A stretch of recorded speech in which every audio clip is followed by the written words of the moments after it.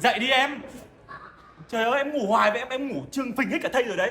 Em dậy đi, làm một điều gì đó ý nghĩa đi em, kiếm tiền ra ngoài kết bạn đi. Em không ước mơ hả? Thế đi, một lần thôi nhá. Thế đây.